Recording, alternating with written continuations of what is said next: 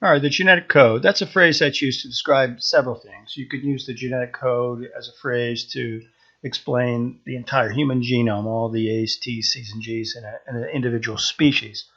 Okay, here's another way of using that genetic code. This is the code that ribosomes must use in order to determine which amino acid to add in a particular order. So it's the code of codons, the 3-base code of the messenger RNA nucleotides. And as you can see, so here's the DNA, here's the RNA on the outside here. So here's RNA, and here are the amino acids. So you can see there are multiple codons that code for a specific amino acid.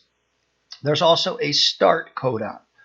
So this is amazingly helpful. So there's all genes start with this start codon to let the ribosomes know where to start, and there are stop codons. So this start codon also has its assigned amino acid. So every protein starts with this amino acid, methionine.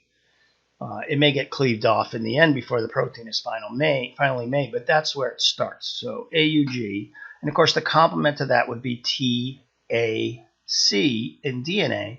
So TAC is a typical starting place for genes in order to make the proteins.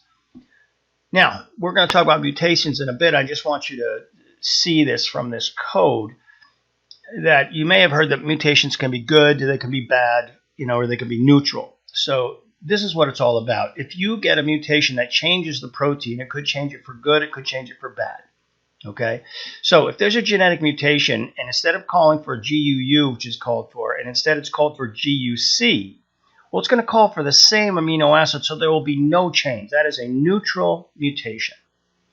But if your mutation goes from GUU to GCU, well, that's going to call for a completely different amino acid, and that could completely destroy the protein. It could start a cancer formation, or it could have some beneficial quality. It can be positive. It could make that long-necked giraffe, okay, in a whole field of short-necked giraffes. So the mutations and the notion of mutations have a lot to do with this code right here. We'll talk about this a little later.